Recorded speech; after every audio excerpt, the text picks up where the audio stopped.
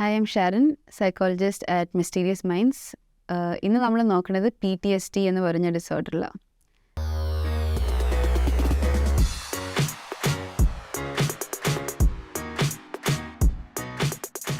So PTSD is post-traumatic stress disorder.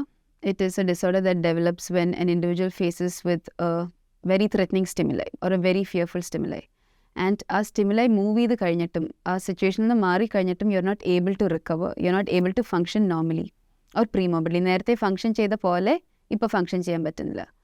And കൂടുതൽ നമ്മളിത് കാണുന്നത് is with army members, war veterans and individuals who've been in car accidents or something that is very catastrophic, where അവർ വിചാരിച്ചു okay, I'm going to die, or something was so fearful for them, they're still scared.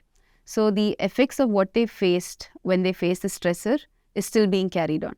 So when that comes for a certain period of time, that is when we would usually diagnose saying PTSD diagnosis കൊടുത്ത്. Coming to different symptoms of PTSD, we have one is the major thing that we see is intrusive symptoms. That is, the individual keeps reliving the situation again and again. If we have watched a lot of army movies, we see, the individual still keeps shaking vigorously like they're in that field, in the place that they experience this stressor. Or there's constant dreams about this particular situation. Onnillingi, when we're all sitting together, the individual will start manifesting or convulsing or acting as if they are still in that particular situation. Allengil it can be when they're sleeping. Suddenly they're shaking a lot. Suddenly they're reliving the whole situation as if it's happening. So these are mainly intrusive thoughts. Allengil, if you're casually taking a walk and something reminds you of that particular situation where you had the stressor, you will again start reliving. So these are called intrusive symptoms because they are intruding your daily life. They're not allowing you to move forward. പിന്നെ നമ്മൾ കാണുന്ന വേറെ symptoms, one is mood and mainly negative mood. The individual will find it difficult to stay positive, difficult to stay happy. They might have fits of anger. Their mood will change from, being happy to sad very quickly. So these are also the kind of mood symptoms that we'll see for an individual who's undergone or who's been diagnosed with PTSD. Otherwise, we also have dissociative symptoms. Dissociative symptoms are like flashbacks. Again, instead of being present in the current moment, they'll keep reverting back to that particular time, that particular period. So there are times where we might have to shake them out of that particular situation to show that they are in the present. It is no longer there. And that is usually how family members, help them tap out of going back to that stage that you're currently here. It's not happening. Onnum bad aayittu nadakkanilla, adu pandu kazhinja karyanallathu. This we can also see for individuals who've gone through abuse, physical, emotional, sexual abuse. They sometimes, especially through dreams or at night, they'll start reliving the situation. They'll start crying violently, convulsing violently. All of those are undealt symptoms or undealt emotions that are coming up now. Another thing that we can see is avoidance symptoms. Avoidance symptoms, they don't want to interact with people anymore. They don't want to go to places that reminded them of this stressor or this life-threatening experience. So there's a lot of avoidance. They might stop doing activities that they once did. Pleasurable activities, lingi partake anda. So the final symptom that we can look into is arousal symptoms. In arousal symptoms, they're always on the edge.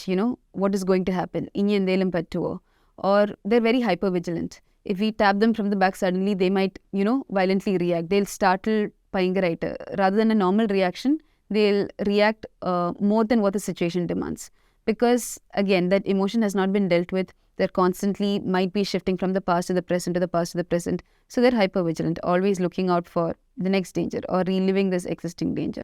When we come to what causes PTSD, nammal nerthe paranja pole, there is usually a very life-threatening situation, a very catastrophic situation that has shaken the individual to the core, to say it normally. It has shaken them so much that they can't come out of it. Even after days or after months, they're still reliving it. So usually when a situation like this happens, and naturally we would expect there are a lot of crying spells, there is a lot of change in mood, there is also, like we said, avoidance symptoms, arousal symptoms, dissociative symptoms. Okay, if it is present only for a span of 4 weeks or a month, we would usually say it's an acute stress disorder. Okay, it does not move on to PTSD. Pakshe, if the symptoms come up later on, it persists later on, or sometimes there's a chance that the stressor might happen and the individual will be normal for a month. But after a month or a month and a half, now these symptoms of mood variations, of dissociative symptoms, arousal are all coming up. That is when it's likely to be diagnosed as PTSD. Allengil, it's usually an acute stress disorder and the symptoms will relieve after a month. It does not persist longer. There are many theories as to why this happens. A lot of them do say, the emotions that you had, the fear that you had, it's not processed. Because something is not processed, it's carried on to the future. It's carried on to further situations. There are also theories that says that the individual can't move forward. The individual is literally caught up in that time. So to orient them back to reality, orient them back to the present, it takes a lot of time. So there are a lot of therapies that do deal with it. But one thing we look into when we diagnose PTSD is it always co-occurs with, majority of the time it co-occurs with another mental illness, mainly anxiety or depression. Because we already parnju symptoms of avoidance. The individual, cuts themselves completely off from their social circles, activities that they enjoyed before. So all of that is slowly putting the individual in a depressive mood. And when we talk about hypervigilance, arousal symptoms, they are always anxious, looking out so that nothing bad will happen to them. So, we are anxious, we are hypervigilant, a lot of, the systems in our body is like on alert. And to be in that state of alertness for a constant period of time eventually develops into like anxiety disorders. So, when we do diagnose PTSD, we also look into these other mental illnesses that could be comorbid along with PTSD. So, in terms of pharmacology, in terms of medications, we do give it for depression. We try to manage anxiety. We try to manage these side effects. And mainly for psychological therapies, there is a little bit of exposure therapy. Again, that is exposure therapy. You're bringing that individual back to the anxiety causing situation. But at the same time, you're helping them understand this is not reality. You're in the present. Another therapy that we use is EMDR. Again, it has to do a lot with eye movement.